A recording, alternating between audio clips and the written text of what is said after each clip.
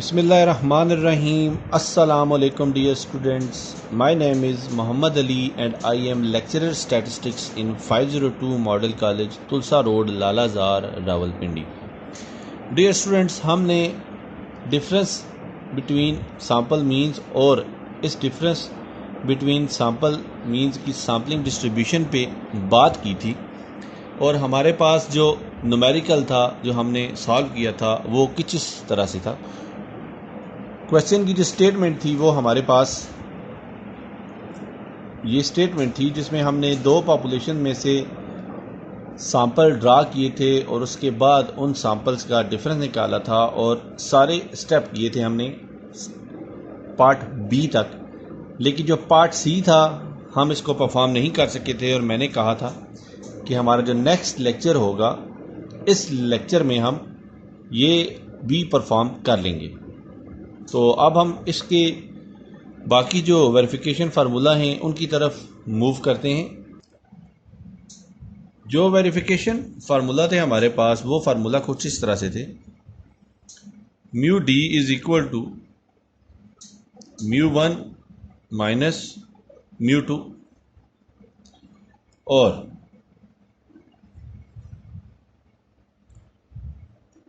Sigma D square is equal to sigma one square is divided by N one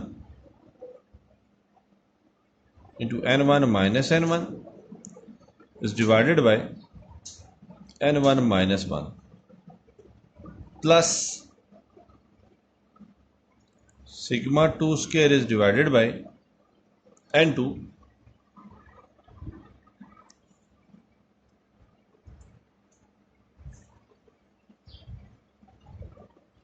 into n2 minus n2 is divided by n2 minus 1।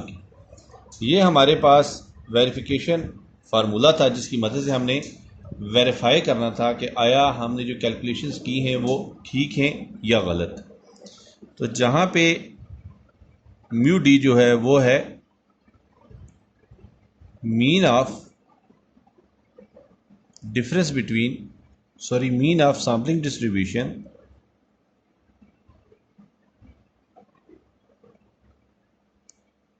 mean of sampling distribution of difference between sample means, यानी कि हमने जो population में से samples draw किए थे और उन सैंपल का डिफरेंस निकाला था। डिफरेंस निकालने के बाद हमने जो सैम्पलिंग डिस्ट्रीब्यूशन बनाई थी उस डिस्ट्रीब्यूशन का जो मीन है वो म्यू डी कहलाता है और सिग्मा डी स्क्वायर जो होगा ये होगा variance of sampling distribution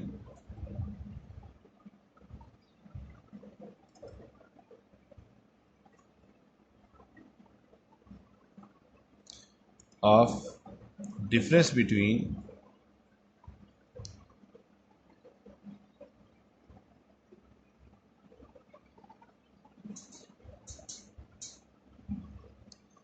sample means.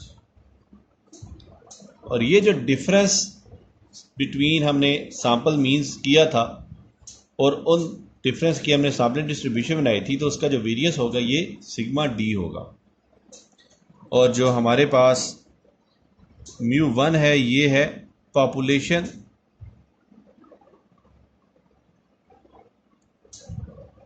Once mean, यानी कि पॉपुलेशन वन का जो हमने मीन ड्रा किया था वो म्यू वन है और म्यू टू जो है वो है पॉपुलेशन टूज मीन, यानी कि पॉपुलेशन टू का जो मीन हमने ड्रा किया था वो म्यू टू है। इसी तरह सिग्मा वन के जो है वो है variance of population one, variance of population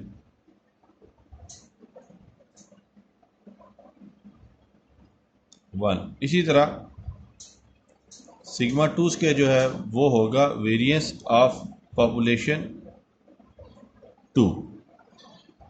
तो डियर स्टूडेंट्स, अब हम इस क्वेश्चन की वेरिफिकेशन की जानिब मूव करते हैं और देखते हैं कि वेरिफिकेशन के लिए जो हमें डाटा चाहिए वो हमारे पास सफिशेंट है कि नहीं। तो हमारे पास म्यू डी भी है और सिग्मा डी भी है, लेकिन हमारे पास म्यू 1, म्यू 2, सिग्मा 1 स्क्वायर और सिग्मा 2 स्क्वायर नहीं है। तो अब हम इसको कैलकुलेट करते हैं।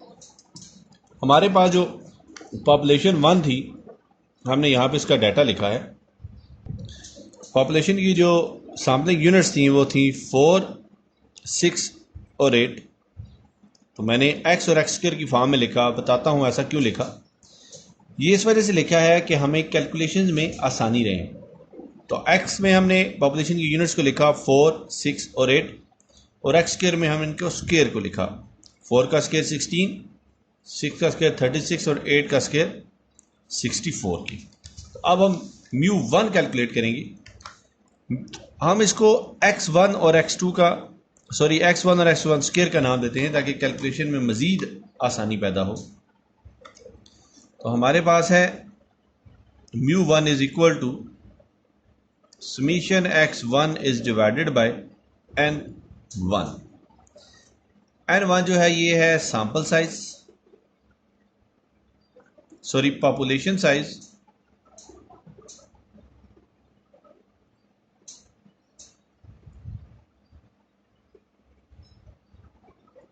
और समीशन x जो है वो है सम ऑफ वैल्यूज। तो हमारे पास जो म्यू 1 की वैल्यू आएगी वो आएगी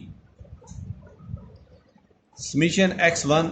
हमने देखना है कि x1 की जो वैल्यूज थी इनका सम क्या आएगा। तो हम यहाँ हमको ऐड करेंगे तो हमें वैल्यूज हासिल होंगी 18, और समीशन x1 स्क्वायर भी निकाल लेते हैं, आगे इसका भी इस्तेमाल होगा। तो ये आएगा हमारे पास 116 के। ये वैल्यू जनाब पुट करेंगे तो हमारे पास 18 is divided by 3 is equal to 6 हासिल होगा। तो अब हम वेरिएंस इसका कैलकुलेट करते हैं। तो वेरिएंस को हम सिग्मा 1 स्क्वायर का नाम देते हैं। तो सिग्मा 1 स्क्वायर का फार्मूला होता है summation x 1 square is divided bye n minus mu 1 का स्क्वायर। तो x1 स्क्वायर की जो वैल्यू थी इनका सम है 116, और हमारे पास जो n है ये है 3, और म्यू हमारे पास था 6। तो ये वैल्यू हमारे पास जो वैल्यू आएंगी वो आएंगी 38.67 माइनस 36। तो सिग्मा 1 स्क्वायर की वैल्यू हमें हासिल होगी वो होगी 2.67। तो ये पॉपुलेशन 1 का हमने जो डाटा था वो तकरीबन हासिल कर लिया है। अब हम पॉपुलेशन 2 की जानिब मूव करते हैं और देखते हैं कि पॉपुलेशन 2 का जो म्यू 1 है और जो सिग्मा स्क्वायर है वो कैसे कैलकुलेट होगा। पॉपुलेशन 2 में देखिए हमारे पास पॉपुलेशन 2 में जो डाटा है वो है 2, 4 और 6। तो हम 2, 4 और 6 x2 में लिखेंगे, और इनका स्क्वायर 2 का स्क्वायर 2 2 जार 4, 4 का स्क्वायर 4 4 जार 16, और 6 का स्क्वायर 6 6 जार 36 लिखेंगे। तो हमें इनका जो सम है वो भी चाहिए होगा। तो इनकी जो सम की वैल्यूज़ होंगी समीशन x2 ये हमें हासिल होगा। तो ये वैल्यू हमें हासिल होगी, एक वैल्यू हमें हासिल होगी 12, और समीशन x2 का जो स्क्वायर है वो हम इनको ऐड करेंगे तो हमें जो वैल्यू हासिल होगी वो होगी, ये वैल्यू होगी हमारे पास 56 के। तो अब हम पॉपुलेशन 2 का जो मीन है उसका फार्मूला लिखते हैं। तो पॉपुलेशन 2 का जो मीन होगा वो म्यू 2 से ज़ाहिर रिप्रेजेंट करेंगे हम। तो इसका फार्मूला होगा summation x2 is divided by n2, जहाँ पे समीशन x2 जो है वो है सम ऑफ पॉपुलेशन सैम्पलिंग यूनिट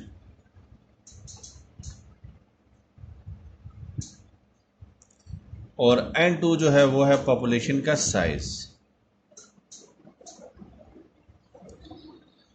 तो हमें जो μ2 की वैल्यू हासिल होगी वो होगी 12 इज डिवाइडेड बाय 3। तो ये हमारे पास आंसर आएगा 4 के इक्वल।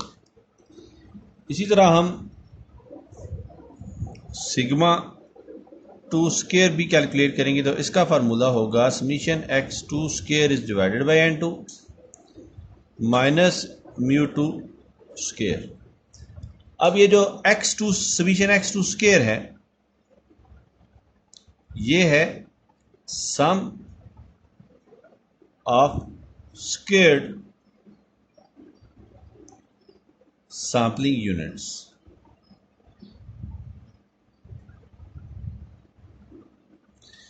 ये जो सम है ये हमारे पास सम ऑफ स्क्वायर्ड सैंपलिंग यूनिट्स के है इक्वल। तो अब हम सिग्मा 2 स्क्वायर को कैलकुलेट करेंगे तो हमारे पास जो वैल्यू आएगी वो आएगी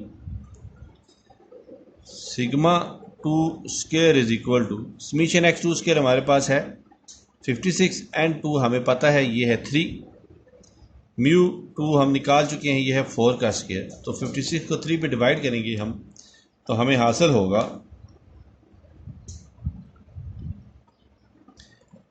18.67 माइनस 16 तो हमें वैल्यू हासिल होगी 2.67 की। तो डियर स्टूडेंट्स हमारे पास जो डाटा आया है वो है μ1 है हमारे पास 6, सिग्मा 1 स्क्वायर है हमारे पास 2.67, μ2 है हमारे पास 4 और सिग्मा 2 स्क्वायर है हमारे पास 2.67। तो ये जो पॉपुलेशंस का डाटा है ये हमने कैलकुलेट कर लिया है। अब हम आगे मूव करते हैं वेरिफिकेशन फार्मूला की जानिब। हमारे पास जो वेरिफिकेशन के फार्मूलाज हैं वो हमने लिखे हैं। तो इसके लिए हमारी जो डाटा चाहिए वो है म्यू डी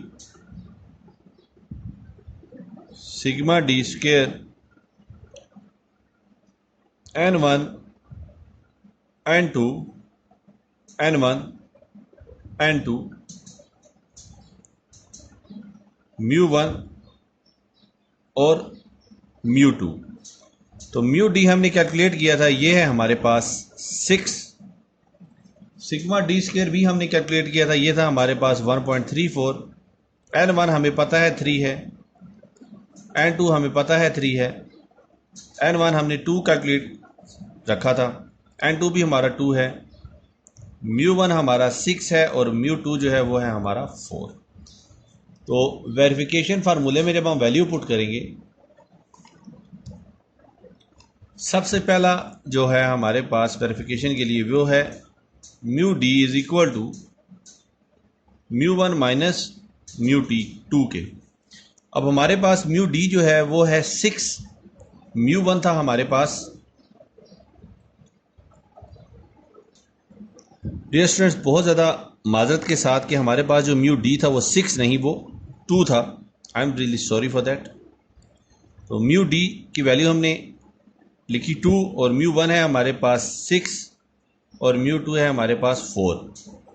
तो ये हो जाएगा 2 इज इक्वल टू 6 में से 4 गए 2, तो पहली कंडीशन होगी ये सेटिस्फाई। म्यू डी की वैल्यू मैंने म्यू डी और सिग्मा डी स्क्वायर की वैल्यू मैंने पिछले लेक्चर में कैलकुलेट की है, आप वहाँ से ये वैल्यू देख सकते हैं। तो बाय मिस्टेक मैंने म्यू डी की वैल्यू 6 लिख दी थी लेकिन हकीकत में ये वैल्यू जो थी वो हमारे पास 2 थी। तो नेक्स्ट हम मूव करते हैं। अब हमने जो सेकंड कंडीशन है उसको वेरीफाई करना है। हमारे पास सेकंड कंडीशन थी mu D square is equal to, मैं दोबारा लिख देता हूँ, sigma 1 square is divided by n1 into n1 minus n1 is divided by n1 minus 1 plus sigma 2 square is divided by n2 into n2 minus n2 is divided by n2 minus 1। अब हम यहाँ पे values put करेंगे तो हमारे पास जो sigma D square है ये हमने कैलकुलेट किया था 1.34 के, और सिग्मा 1 स्क्वायर जो है वो डाटा के मुताबिक, हमने जो प्रीवियस डाटा लिया है उसके मुताबिक वो था, सिग्मा 1 स्क्वायर है हमारे पास 2.67 के। डियर स्टूडेंट्स, मैं यहाँ पे सिग्मा 1 और सिग्मा 2 बताना भूल गया, तो मैं यहाँ लिख देता हूँ उन्हें।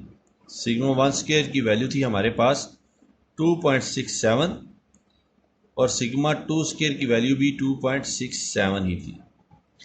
तो अब वापस अपने कैलकुलेशन की तरफ आते हैं। 2.67 इज डिवाइडेड बाय n1 था हमारे पास 2 के, n1 है हमारे पास 3, n1 था 2, n1 है 3 माइनस प्लस सिग्मा 2 स्क्वायर है हमारे पास 2.67 इज डिवाइडेड बाय n2 है 2 के, n2 है 3 minus 2 is divided by 3 minus 1।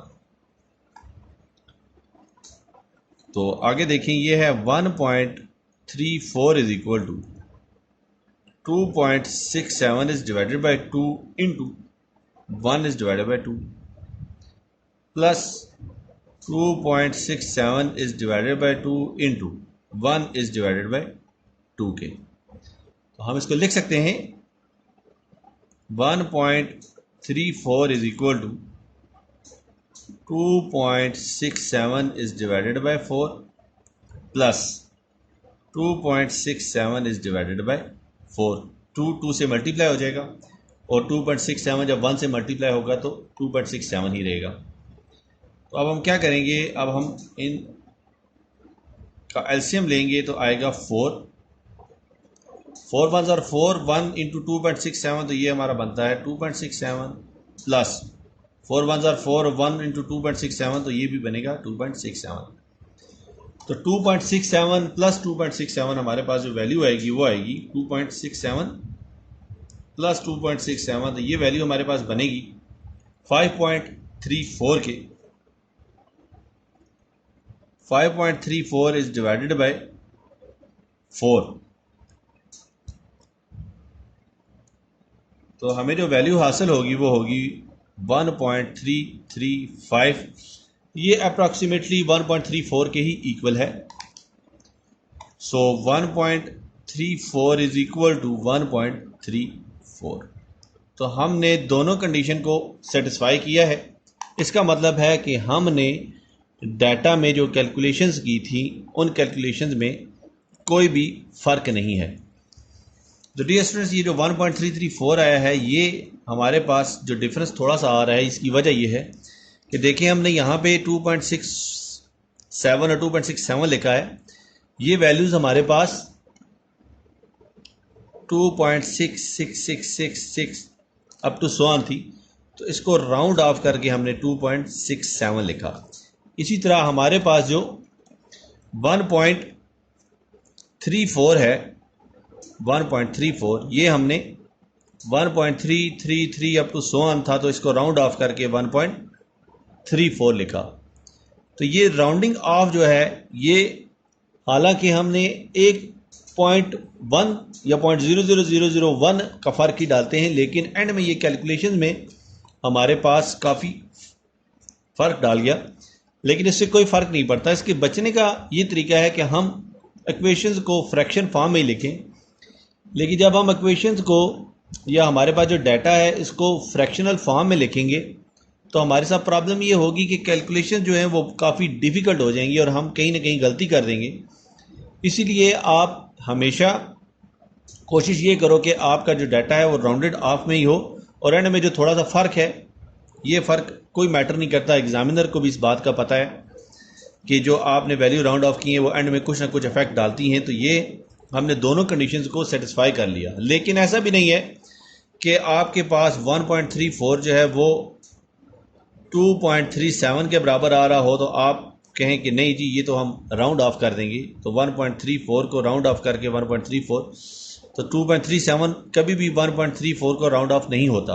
वो कि बहुत फ़र्क हो, जैसे 1.335 है तो हम इसको 1.34 लिख सकते हैं।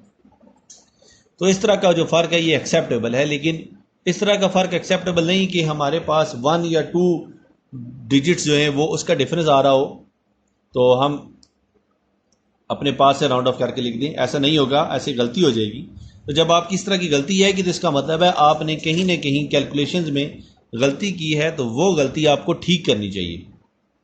तो उस गलती को ठीक करने के लिए आपको अपनी सारी की सारी कैलकुलेशंस को दोबारा से देखना पड़ेगा और उसके बाद 1 घंटा या उससे ज़्यादा वक्त लगेगा आपको इसको सॉल्व करने में। तो अभी हमने ये जो क्वेश्चन सॉल्व किया था ये विदाउट रिप्लेसमेंट से किया था। नेक्स्ट जो हम क्वेश्चन सॉल्व करेंगे वो विद रिप्लेसमेंट से करेंगे। तो डियर स्टूडेंट्स, तब तक दुआओं में याद रखिएगा। अल्लाह हाफिज़, अस्सलाम वालेकुम। नेक्स्ट लेक्चर में इंशाअल्लाह ताला मुलाकात होगी।